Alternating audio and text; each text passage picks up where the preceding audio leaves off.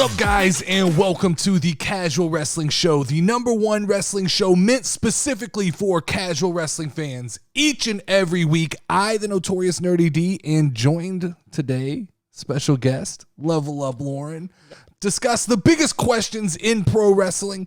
You can find the show every Wednesday on YouTube and on your favorite podcast network. If you enjoy the content, make sure to join the Casual Community Discord group. The link is in the description of the video.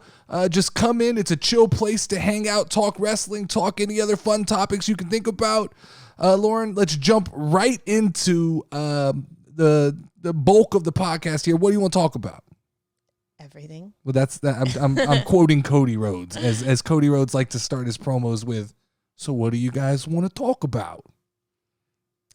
Wrestling. I guess so. Let's start off by talking about the IWC, our favorite group of people in the world, right? The IWC. Last week with the reemergence of Vicente McMahon, the IWC got butthurt. They didn't like what they saw on Monday Night Raw. They felt like Vince McMahon came in and mucked it all up. And I tend to agree a little bit. I don't know if that's fully Vince. I've been on the train that I think, Triple H and Vince McMahon don't book necessarily that differently. Mm-hmm. I think what Vince does that Triple H doesn't do is I think he shows up and changes everything at the last minute. Yeah. I don't think he has a plan. I think at least Triple H... Do you think that that's a good thing or a bad thing? Horrible. I think it's horrible. I don't think, though, so the IWC came out and started this hashtag that just took over Twitter and it took over TikTok, and they started the hashtag Fire Vince. Mm-hmm. Hashtag Fire Vince. They're trying to endeavor to get rid of Vince McMahon, even though we come to find out Vince McMahon still owns 18% of WWE even after the deal's over with. Really? Yeah, so, I mean, he's not going anywhere. But the IWC put out, they begin to, Papito Vince is here pass around these digital flyers. I mean, it reminds me of wait, there was digital flyers involved? So there's digital flyers being passed around to people saying that if you're going to the SmackDown or the SmackDown in Portland, Oregon, that you need to chant Fire Vince McMahon the entire night. Now let me ask you a question. Mm-hmm. First off, when you go to a WWE event, who's mostly there? It's families. Yeah. Women, children, men, fathers. It's not a bunch of IWC fucking hardcore nerds. That's just not who's there, right? I think I saw somebody say that WWE said 40% of their audience is women. Really? Yeah, which is awesome, right? But this is the problem with the internet, in general, but especially with the IWC and wrestling. They pass around this fucking flyer and think that these families who are paying $100 a ticket for 4 people to go watch wrestling are going to take that time to try to push an IWC agenda. This isn't AEW. You're not going to hijack the show. Those days are over. WWE is family entertainment. The people who are showing up to the shows are not there to complain. You've been to a WWE show. Number one, even if you're pissed off, once you get there, that energy just kind of takes you over. True. Once that first theme song and the first set of fireworks hit, you become enamored with the product. But I'm also not going to risk getting kicked out after I spent my money. That's exactly. It's not. Those people don't care. Most of the people who show up at the show aren't that invested in this idea that Vince McMahon is the problem. It's just not happening. So they failed. So they absolutely failed. And I think that I love the humility that it has to fucking bring to them, that while in AEW, they might be these fucking, basement trolls who can sway Tony Khan into doing things, and they can show up at AEW and chant whatever the fuck they want, but they got to understand that WWE doesn't run like that. Yeah. Number one, Vince McMahon could give 2 fucks about it because any publicity is publicity to him. Number two, it just WWE's not going to function on that. They'll turn the fucking audience sound off. Yeah. They just don't. They are not fazed by this kind of thing. It's stupid. And I also think that when you're dealing with a company like Endeavor, who has maintained a relationship with Dana White, who is somebody who has been, aggressive and maybe not on the same way like Vince McMahon, but he slapped his wife and he didn't get fired. No, I agree. He shows right back up and it's back to business. So what makes you think that Endeavor is going to listen to people, sit and yell this shit out. They just it's falling on deaf ears, but it's that small minority of people who speak real fucking loudly. Yeah. And the IWC sit around and they hype each other up. They convince each other that their opinion's the only one that fucking matters.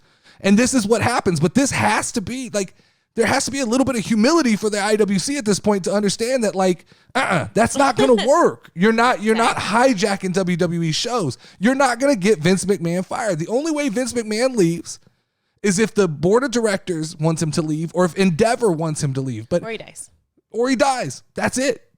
That's the only way that's happening. So I thought that was funny. I did think that there was some funniness in that. That is, because I didn't know that was going on at all. Oh, man, it was a thing. It was hitting the internet. It was all over Twitter, the TikTok, all these people screaming, fire Vince McMahon, he's such a bad person.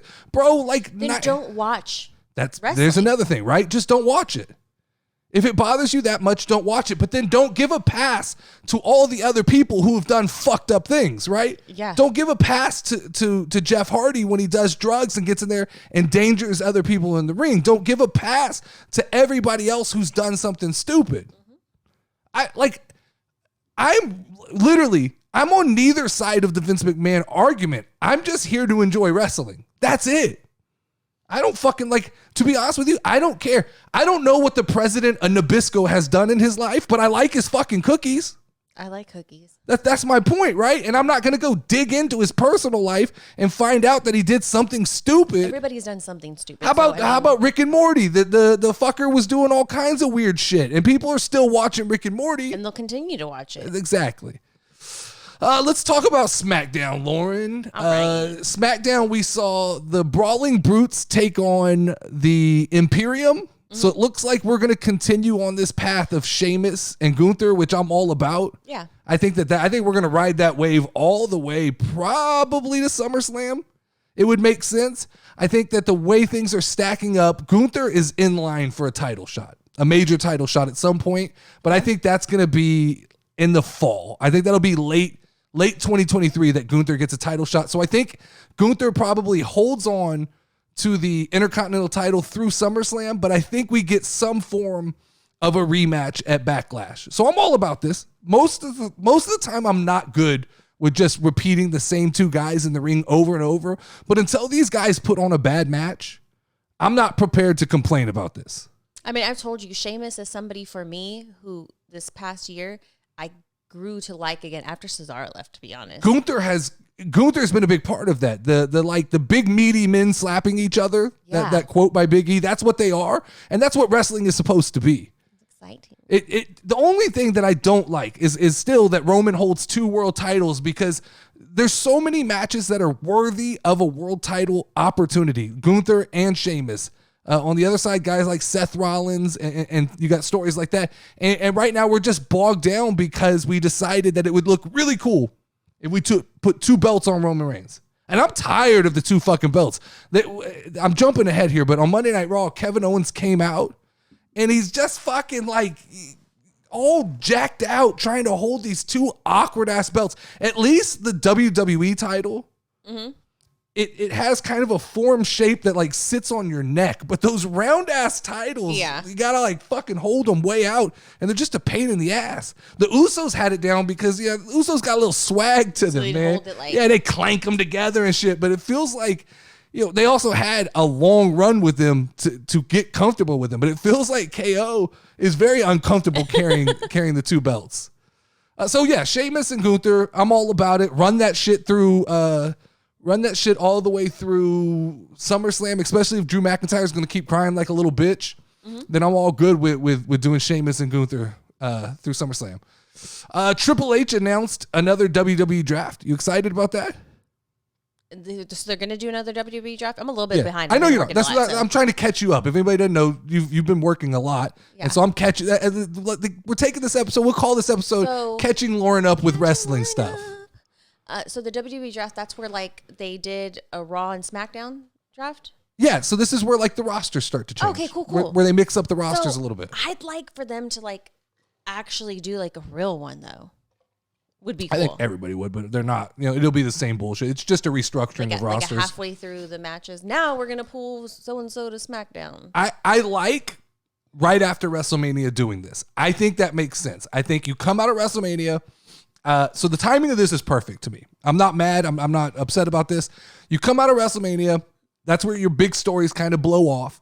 We roll into Backlash, which is supposed to be the fallout of WrestleMania. I'm okay with that. Right after that, let's hit a draft. Let's switch everything up. As it is right now, the rosters aren't what they were 3 months ago. You've got Rhea Ripley on SmackDown. You've got Judgment Day on both shows. You've got people hanging out everywhere. Nobody, like Sami Zayn's back on Raw. So the rosters have been restructured to begin with. I think they just want to kind of settle it down and sit down and go, all right, let's really decide who's traveling which direction. Because right now we've kind of got guys floating all around. And I think a lot of people are getting lost in the mix.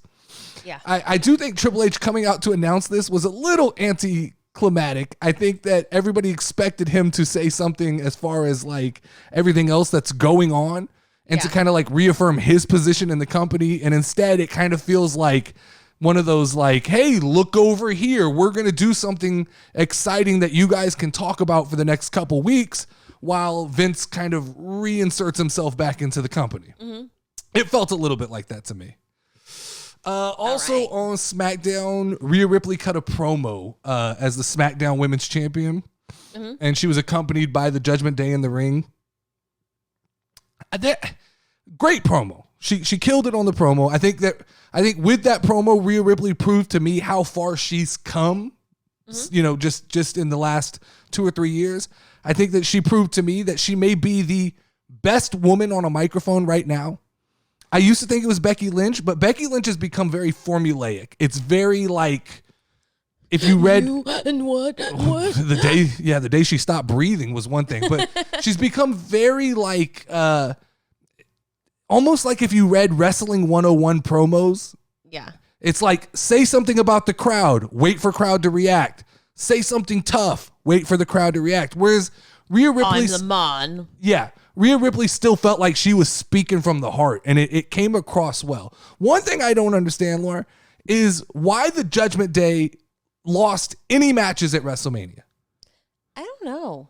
So, I don't know what's going on. The Judgment Day could have come out of WrestleMania the biggest faction not named the Bloodline. Easily. They could have come out with so much momentum. There was zero reason they had to lose a match. It did not benefit anything going forward in any storyline. Look at Edge, right? Edge is gone. He disappeared after the match. Yeah. So Finn Balor has to eat that loss. Mm-hmm. He has to show up the next night. And he has to, with zero momentum, try to pick back up and we'll talk about it in a minute, and wrestle with 14 staples in his head. Yeah, that's fucking crazy. That to me doesn't make sense. Why did he need to lose that match?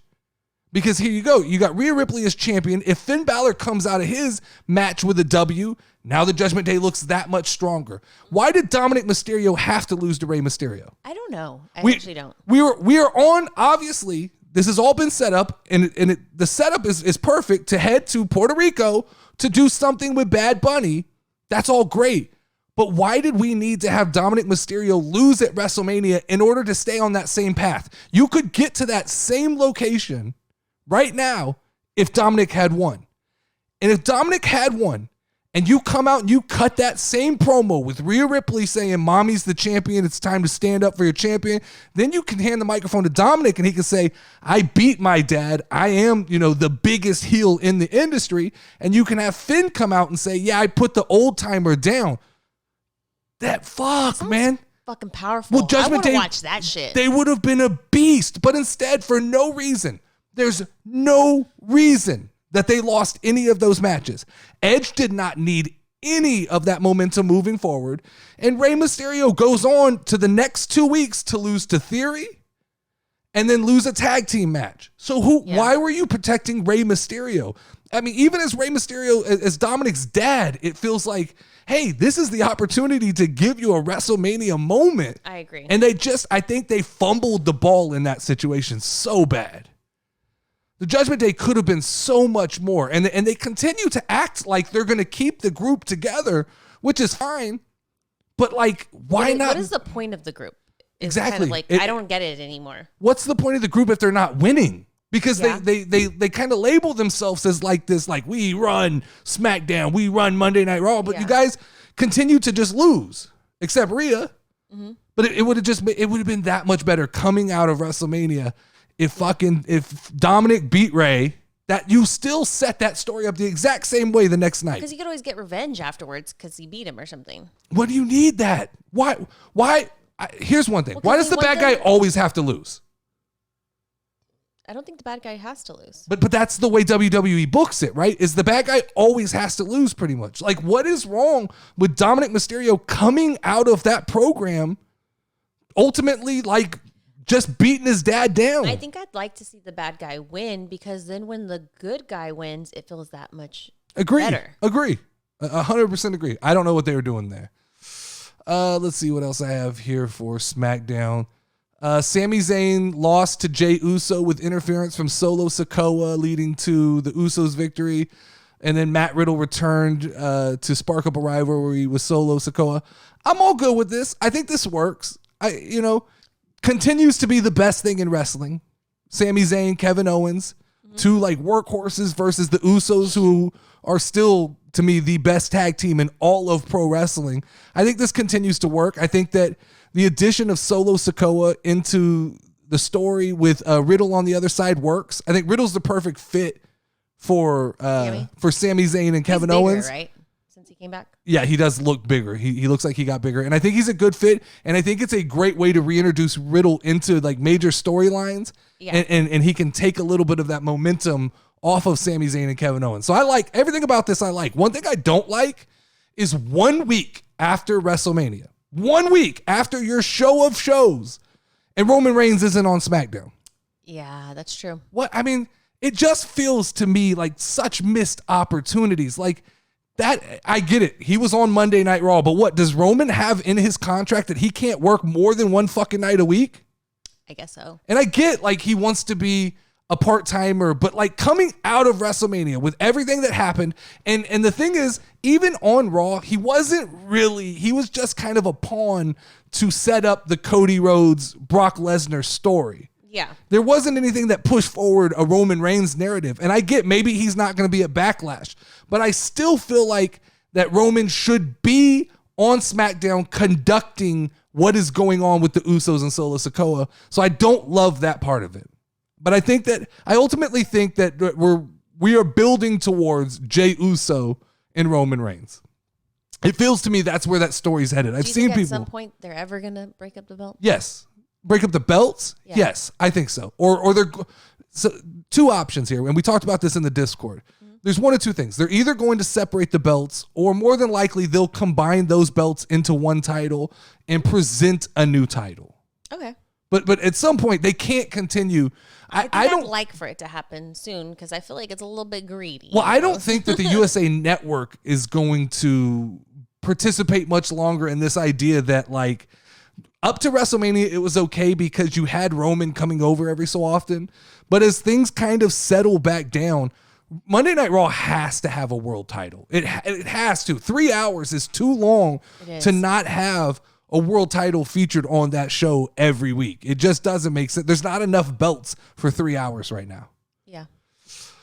So how long, let's ask this question. How long do you think Kevin Owens and Sami Zayn will be tag team champions?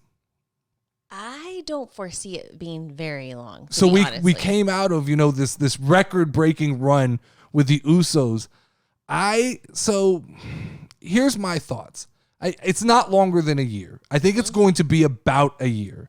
I do believe it'll be that long. Yes. So I think that maybe they decide to split the tag team titles up too, which I think they should do.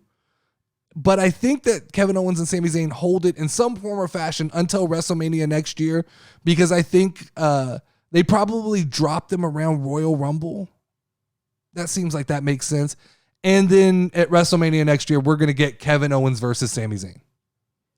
And it's going to be a huge match. That would be best crazy. Friends after winning the tag team titles 1 year before.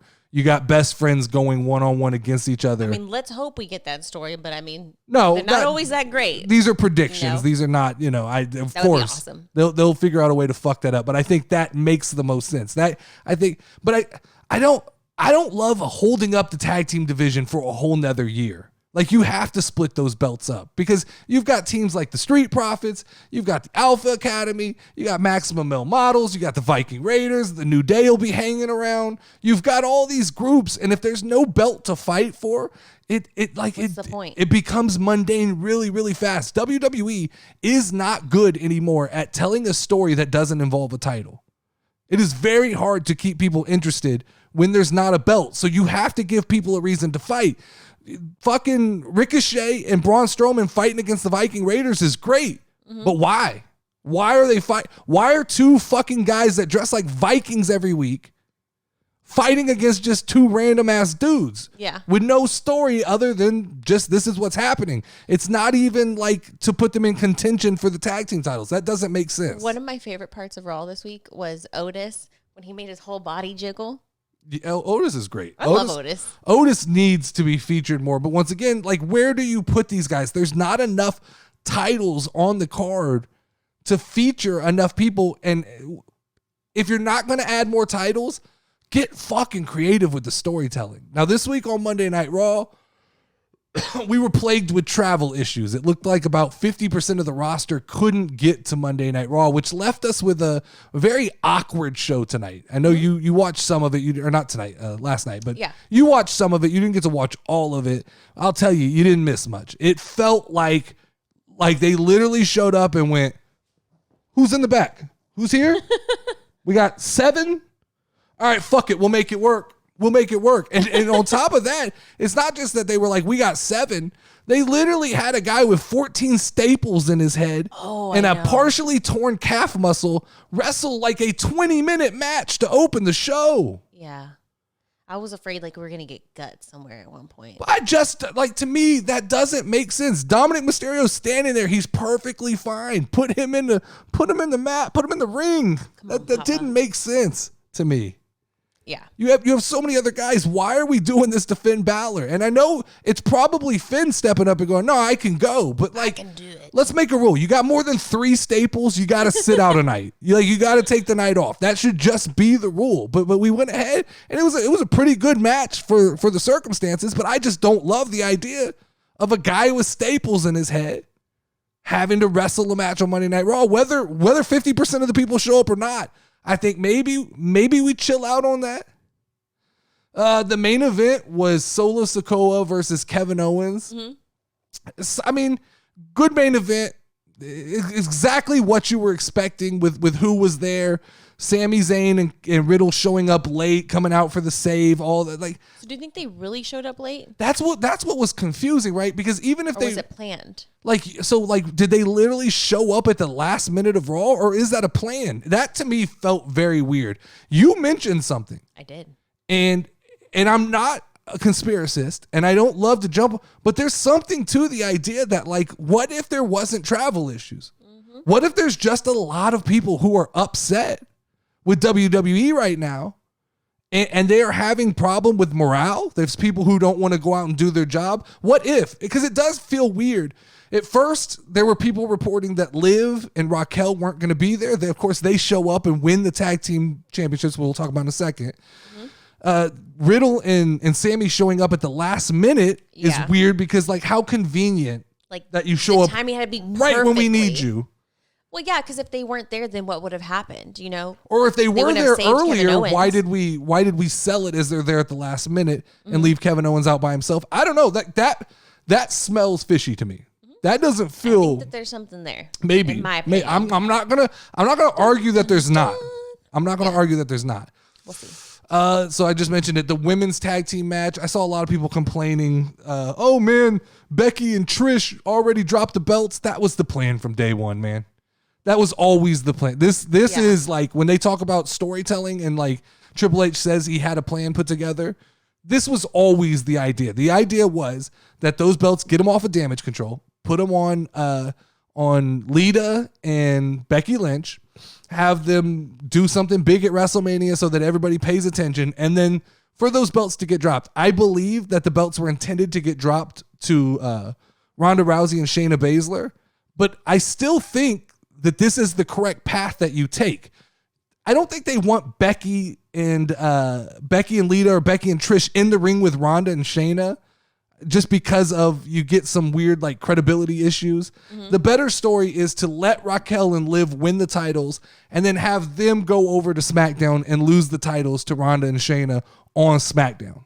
Yeah. And I think so what you have right now is Liv Morgan and Raquel Rodriguez are just placeholders until whatever injuries Ronda Rousey and Shayna Baszler have heal up. Mm-hmm. So whether that's at Backlash, whether that's just on a random SmackDown, the sooner they're back from injury, that belt is going to flip again. I kind of like Raquel and Liv together.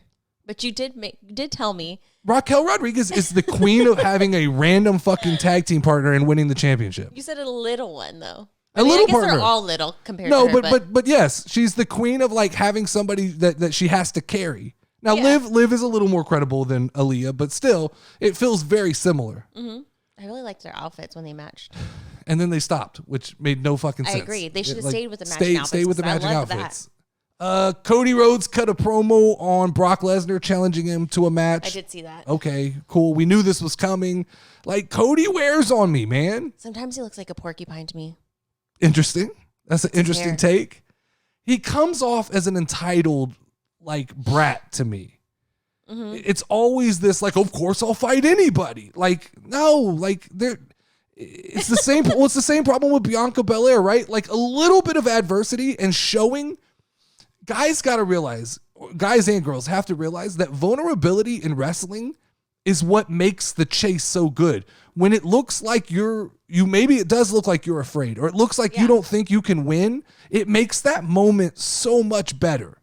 It's why Sami Zayn has gotten over so big with the crowd, is because of the vulnerability, right? It looked like he wanted to be a part of the bloodline so bad, and he tagged along, and they picked on him. And Sami Zayn was willing to look like a fool on TV to get to the bigger picture of where he triumphed over them. And it almost feels sometimes like Bianca Belair and Cody Rhodes are so protective of that. And I may be misspeaking because it may not be Bianca Belair. I think WWE is protective of Bianca Belair's image, and they do it to a point that it becomes cringy. It's that, like, when people reference like they're shoving this guy down our throat, it's because it feels like this isn't human anymore. Mm-hmm. These people aren't exhibiting like human reactions and emotions. So I think that, that to me, Cody, he wears on me a little bit. But this will be interesting going into Backlash, because one of two things are happening. If Cody wins, then it means that we are on the Cody redemption path to win the title, probably at SummerSlam, which makes sense. It's a better night for him to win. If he loses, then it means Vince McMahon's probably back to calling the shots. And this was hey, welcome back to WWE, bitch. You fucking left. You know what I mean? Like, this is a big fuck you. Yeah. Welcome back. I'm in charge. But it just, like, overall, it was kind of a disjointed week of wrestling to me. Mm-hmm. Coming off of WrestleMania, there should be so much more energy, and it kind of just felt like WrestleMania was this big, like, and then SmackDown and Raw were more like, whereas it should have been like, just keep, like, more excitement. And then usually by the time you get to Backlash, you go, oh, this is a bunch of rematches. Mm-hmm. Let's talk about Backlash. Okay. I want to do a little game here. I want to predict the card at Backlash, because I've seen a lot of IWC people going, oh, Backlash is a throwaway event. Okay. I mean, typically it is. Typically, I would agree that Backlash is almost always just a series of rematches and lazy booking. But this year, I look, and if I was to lay out the card for Backlash, I think I could make a pretty compelling show that felt different enough from WrestleMania that people actually would want to pay attention. I would start off, we already know this is happening, Cody Rhodes and Brock Lesnar. That's fresh, right? Main event? Yeah, main event. That's main event 100%. I'm just saying, like, we know that's on the books. Yeah. We know that's fresh. It hasn't been done before, so perfect, right? That's not a rematch. I see people saying that we're going to do Kevin Owens and Sami versus the Usos. Let's not do that. Let's not put the tag team titles on the line, and let's go KO, Sami, and Riddle versus the Usos and Solo Sikoa. Ooh, that would be triple threat tag team match. That would be a good one. I like that idea. It adds enough difference. We kind of got a taste of it, right? Yeah. Well, that's what, and they may be hinting at this. This is like my prediction / hope of what we're going to get is what I would call this right now. Rey Mysterio and Bad Bunny versus Damian and Dominic. I think that's pretty set in stone. I feel like that's what we're getting, unless somehow they try to throw Legasmo Phantasmo. Yeah, the Legata Phantasma. Mm-hmm. They try to throw them in there. Then you may get some like Finn Balor thrown in. I didn't think Finn Balor was going to wrestle for like 3 months.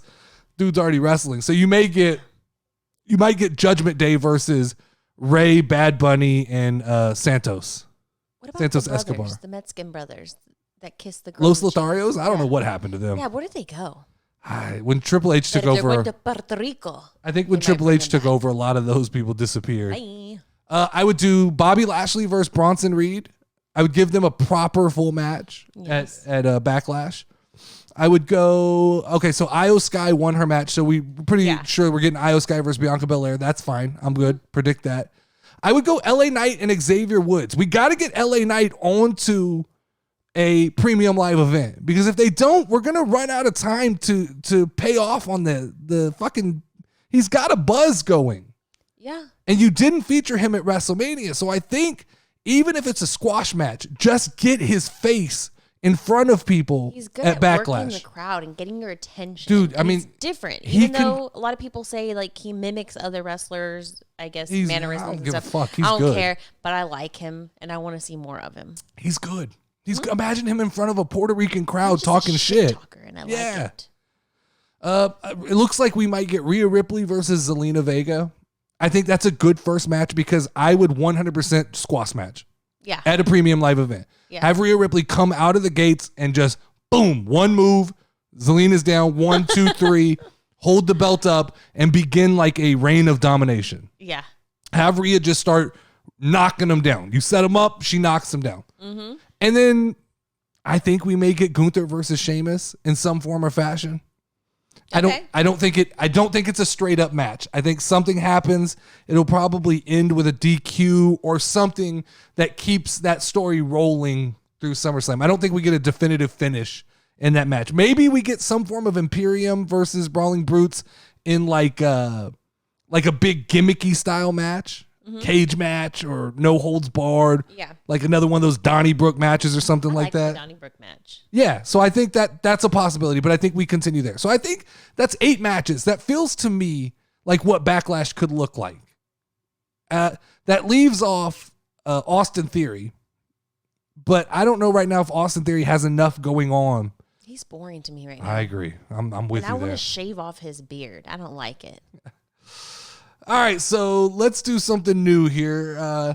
It's time for the most electrifying segment in podcast history, Lauren. All right. Woo. Welcome to what I'm going to call the Tag Team Takedown. A takedown. I'm about to set up the WWE Universe with a new tag team. Okay. So each week I'm going to present 2 random WWE superstars, and it's up to our amazing listeners to come up with a creative and unforgettable name for this tag team.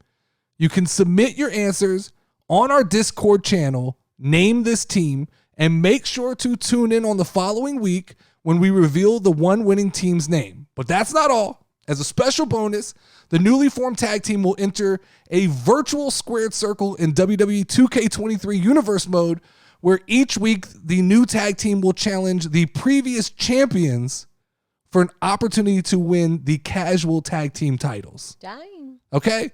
And so if your team wins, you will get a shout out on next week's episode. Cool. So let's get the creative juices flowing here, all right? Let's see what you got, Lauren. I'm gonna let you submit one. Just to know, I am going to submit one, and somebody's name has to beat my name, because I am literally the most creative person in the world. All right. So the team this week is Kofi Kingston and Rey Mysterio. May the best tag team name win. What do you got for me? Well, I mean, we got King and King. Ew, I'm so bad at this. I would come up with something like so boring like King Ray, which is it means king. I like where you were going with that. That wasn't bad. Somebody could expand on that and make it good. You want to hear mine? Yeah. Do you want to hear mine? Yeah. I think I won. Okay. Cinco de Flyo. Oh, that's pretty good. It's pretty good. That's pretty good. Yeah. Cinco de Flyo. Yeah. Because, it's like Cinco de Mayo is the Mexican Independence Day. The 5th of Kofi Kingston is from the New Day. Cinco de Flyo. They are both high flyers. I killed that one. But you guys, let us know your best tag team name for Kofi Kingston and Rey Mysterio. See if you can beat Cinco de Flyo. I'm going to randomly give you one later on in the podcast. Just randomly hit me with it? Maybe we'll come back to it at the end. Okay. All right, let's jump into a little bit of news here. R-Truth, the most decorated 24/7 champion in WWE history, is on the road to recovery after a torn quadricep injury sustained in November 2022. With no specific time frame for his return, fans are eager to see the veteran back in action. R-Truth recently shared a photo of himself at the gym and responded to a fan query saying that he will be back soon. Damn. Torn quadriceps typically take 6 to 8 months to heal, but can take anywhere up to a year for full recovery. Well, when you're like 58 years old, I'm going to err on the side of probably a year recovery. The fact that dude's even going to get back in the ring and wrestle again is so impressive. Oh, I agree. If I'm 50 plus years old, and I tear any muscle, that's a wrap on all sports activities for me. Like, I'm done. I'm retired. He's had a good enough career to retire, but that dude's going to come back and he's going to be impressive and he'll continue. He's the best entertainer in WWE. You showed me a couple of segments, like the one where like him and John Cena were in the grocery store. Mm-hmm. You told me about. Wait, no, in the grocery store. Yeah, I remember they were throwing like milk and stuff at each other. That was Stone Cold and Booker T. Okay, my bad.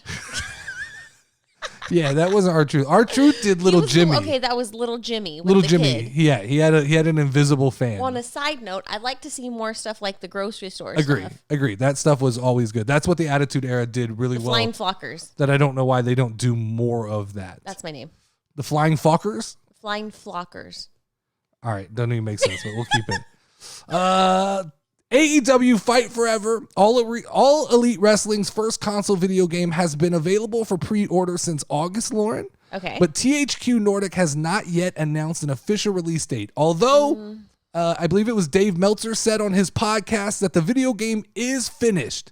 Okay. THQ Nordic Global Senior Community Manager Ziddy came out and denied the report, stating that the game is still in development. Oh my God. With anticipation for this game's release, fans continue to eagerly await further updates on the progress and launch date. This sounds ultimately like the biggest clusterfuck in the world. Is this like the Amico that it's like never going to come out? I mean, it feels like it. If anybody doesn't know what the Amico is, it was a video game system where this guy put together this hellacious presentation, and then it just literally he crowdfunded a ton of money, and it never came out. When he had demos for people. He had GameStop selling pre-orders. Yeah. And it never came out. Yeah, I mean, this is starting to feel like that, right?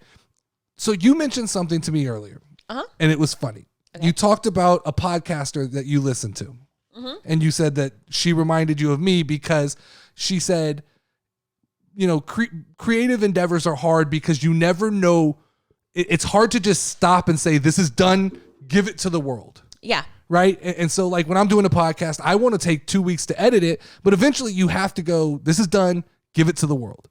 And I think the problem with this video game is initially when it was about to come out originally, they looked at it and they go, oh, this is dated. We got to update it because they had all of the fallout from CM Punk and all of that stuff. We got to fix it. So I think they went back and they tinkered and they fixed it, right? Then they had some issues with blood and like the age rating. I think the problem with this game is there was blood, so then they had to up the age rating. So there was so much blood in the game that the game was going to get like a mature rating, which I think they thought they couldn't sell the wrestling game as a mature rating. Kids who want to play the wrestling game are still going to play it. Yeah, but it's a parent thing, right? It's hard at Christmas to get parents to buy NC. Yeah, like that. So I think there is, from like a marketing standpoint, that's a tough sell. But to me, this is just one of those things. This is a clusterfuck, man. You got to just put it out. If it's bad, just fucking put it out and eat the shit. Mm-hmm. Maybe it's good. I think more than likely this is usually a sign that like it's been play tested and people are like, oh, that's it? Like that's what the game is? I want it to be good, but every time I try to get excited for it, it kind of, something pops up. I think the other problem at this point is that WWE 2K23 came out and their creation suite is phenomenal this year. So you have people creating these AEW wrestlers. They're going to look better than the ones that are in your game. Not just that, though. Then those videos go to TikTok. And so what you get is you get people who see those and go, oh, there's a new AEW game? Yeah. And they go, oh, no, I can do this in WWE 2K23. Oh, well, why wait for Fight Forever? I'll just buy 2K23, download every AEW character, and now I've got an AEW video game. I agree. Logan Paul recently announced that he renewed his contract with WWE, sparking a fan of wave reactions due to a particular detail in his announcement. Paul posted a video or a picture seemingly photoshopping the original image of himself and Triple H, where he was signing his contract with Triple H and Stephanie McMahon in 2022. Fans took to Twitter to question why would Paul not just pose for a new picture, but instead Photoshop an image taking Stephanie McMahon out of the picture, changing his jacket color, and changing the color of the prime that was in the picture. Because he's a genius and he got you to talk about Logan Paul denied that the photo was Photoshopped. You nailed it on the head. The fact that people, this is the idol, so Logan is like a fucking gift from heaven as far as like the IWC, because he's the casual fan's dream. Fuck with him just he's the casual fan's dream and the IWC's nightmare, because he just knows how the internet works. And this was 100% to fuck with people. Mm-hmm. That's hilarious that he just used the exact same photo, didn't even do a good Photoshop job. It's like you can see the feathering and shit, and he literally comes out and goes, I don't know what you guys are talking about. My jacket's obviously a different color. The dude is fucking good. He gets like trolling, and he's trolling the IWC. Yeah, and those people are going to fight to this. No, it's a fake. He photoshopped it. If you saw the comments and the repost and the tweets of people who were literally upset about it. I can just imagine the take. I mean, they're literally mad about it. It's a joke. Last news story is a report from PW Torch's Wade Keller suggests that Drew McIntyre is unhappy with his current situation in WWE due to a mix of creative and financial concerns. The report indicates that McIntyre's ongoing negotiations for a new contract with WWE have left him feeling undervalued, with the company possibly talking seriously about the possibility of letting his deal run out. McIntyre's current contract is set to expire this year, and if he does not resign, he would be sought after by AEW and Impact Wrestling. Let's first talk about, I think he's too big for AEW. Yeah. I mean, I literally think if you put him in AEW, he would make everybody else look like a mouse. True. So that doesn't work. Let's talk, though. Question here. This question for the Discord, question for the comment section, question for you. What is Drew McIntyre's actual value to WWE?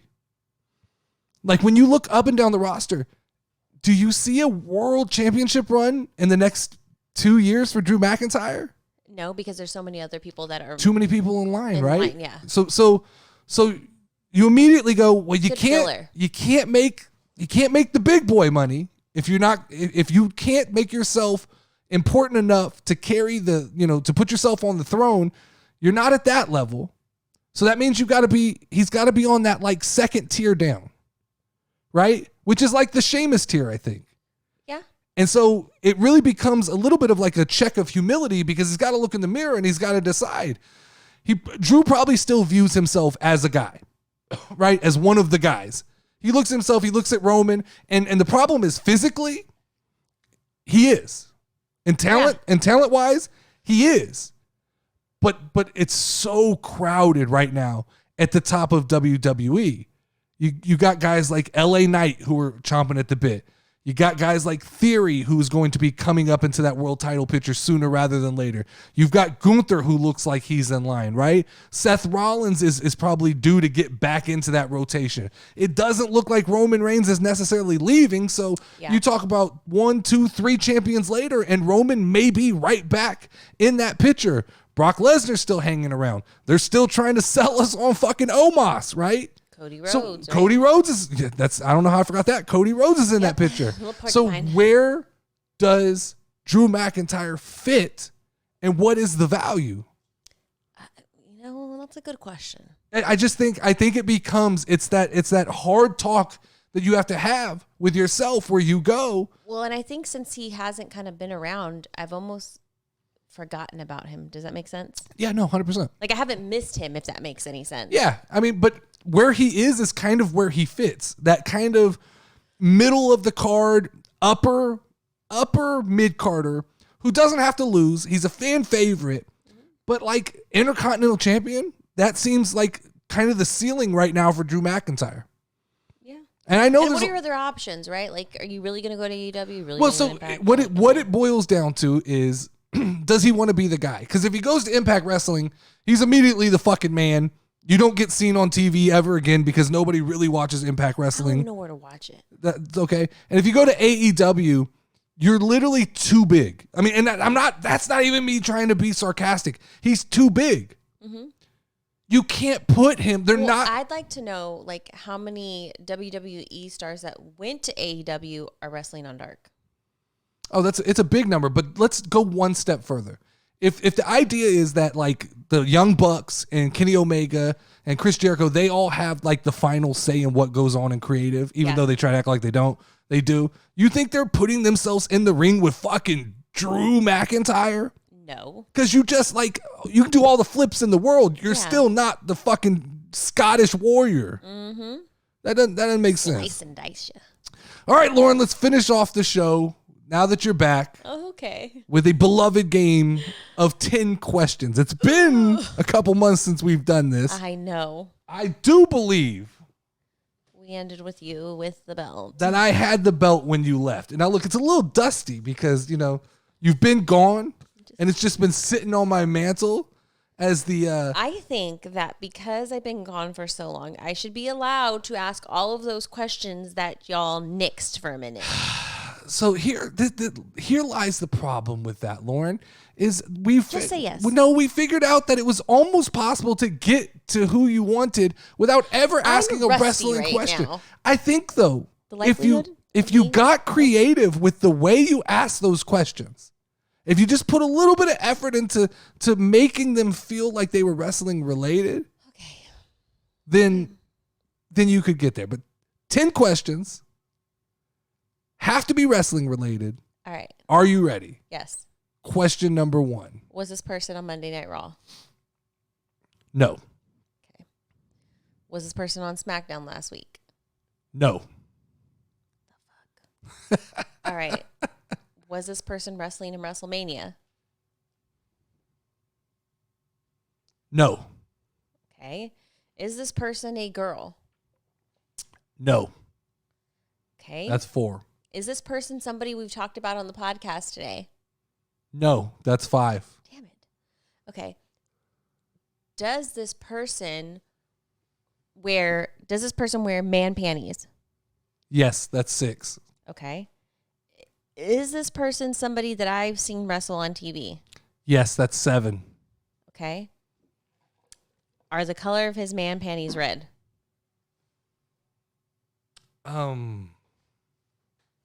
Give me 1 second. Okay. I think I know who it is. Oh, wait, you said we didn't talk about him. Damn it. And this has to be current wrestlers, right? Mm-hmm. Okay. I'm not seeing a picture of red. Okay. That's 8. Or is that 7? I lost count. It's 7. I feel like it's 8, but I'm going to give you... It's 7. You have 3 questions left. Okay. Is this person on Raw? No. You have 2 questions left. SmackDown. He doesn't wear red man panties. Is he part of a group? I don't want to... Qualify what a group is. How many people constitute a group of people? 2 or more. Yes. 1 question left. Damn it. He's on a group. He wears man panties. It could possibly be red. I asked horrible questions. I have to say, I don't consider 2 people a group, but yeah, it's interesting. A group of people, That's like a group of people. Group of people. So when you go out with me, we hang out in a group. Yep. I hang out in a squad every day. 1 question left. Okay. 1 question and then a guess. Okay. he's part of a group and he wears man panties. Yeah. But I'm assuming that it's 2 people. Wait, you're assuming that the 10 questions person is 2 people? That you said is 2 or more people. So I'm assuming that it's 2 people who hang out with each other. You know? Trying to like cut things down here. Okay. I mean, I guess that's the literal form of it. Is he fat? No. Okay. That's it. You got to guess. Shot in the dark. You did not do well with your questions. Is it Otis? He's wrong. I know. I got this totally wrong, and he's fat. I have no idea who the fuck this is. You didn't let me ask any of my normal questions, and I feel like I got cheated on this one. All right, I'm going to give you 5 more questions. I'm having performance anxiety. I'm going to give you 5 questions. Okay. And I'll normal questions, my questions. I'll pull back the rules. Okay. I'll pull back the rules, and let's see if you get. So hold on, title's not on the line. This is a non-title match now. Yes, this is a refresher one. Okay. This is a non-title match. Catch Lauren up, so it's okay. Okay, non-title match. You get 5 more questions. Any way you want to ask them, and let's see if you could get there. Okay. Is he Mexican? No. 4 left. Is he African American? No. 3 left. Is he? The one that I always get wrong. No. Okay. I think you're referring to Asian. Yes. No. 2 questions. So he's white. Yes. That wasn't a question. I was just speaking out loud. But thanks for answering it for me. I got you. But you burned a lot of questions to get to his race. Okay. So he's a white guy. Feels like you would have started with like. Does he have blonde hair? You have to check for the hair. This makes me very suspicious. So I'm bad with hair color. Well, also you think that Ronda Rousey has blonde hair. Exactly. And I swear she has brown hair. It's like light brown hair. It's brown. 1 question left. White brown-haired man. He's not fat, and he's on SmackDown. Not.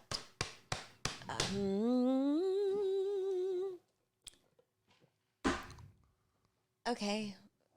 I have no fucking idea. Okay. Is it the guy from Imperium, the one that wears the man panties? Not. Which one? Ludwig? Not Ludwig, the other dude. Da Vinci? Yes. No. Who is it? Karrion Kross. Okay, I would have never fucking thought of Karrion Kross. Why? Because I don't know. I asked horrible questions. You did. Okay. So let's talk real quick before we get out of here. 2 people constitutes a group? No, I think that's a couple. No, I bullshitted that one. I agree, but I'm saying like tricked you to see if like. But I don't think that helped you. People, I think that would have hurt you. I assumed it was 2 people because you said, "Wait, does 2 people count?" Yeah, as a group? no, I get that. Then I said, "Okay, so then it's 2 people." Yeah. Yeah. I sucked. I feel like there were better questions. I don't know, because you didn't let me ask my normal ones in the beginning, and then I freaked out, and then I was confused on who's really. You said earlier, who's on Raw, who's on SmackDown. Who knows? Let's get that drafted. He's been pretty solid on where he is.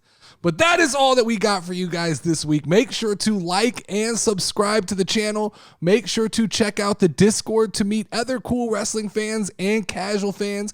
Make sure to check out some of the other content on the channel, like Casual Gamers, Casual Cravings, Casual Music, Casual Viewings. Bunch of different shows we got going on right now.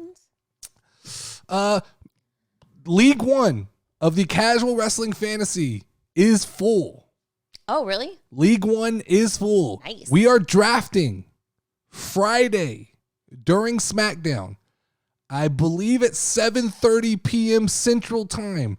Do whatever math and calculations you need to figure out what that is for your current time zone. What I don't want is what we had in season 1, where everybody told me, I forgot about the draft. I didn't remember it. Auto-drafted.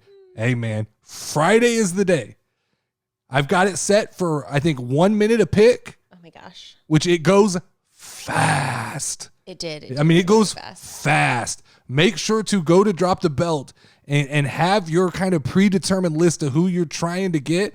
Number 1, it goes fast. Number 2, the names go off the board quickly. Yeah. You'll be reaching down in the depths of the roster. 5 wrestlers each, 12 teams. 50, 60, is that 60 people?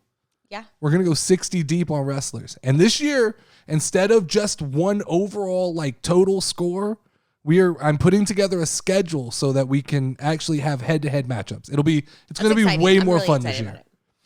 But other than that, that's all we got. Lauren, finally you're back. Ding, ding, ding, ding, ding. Ring the final bell. Ding, ding.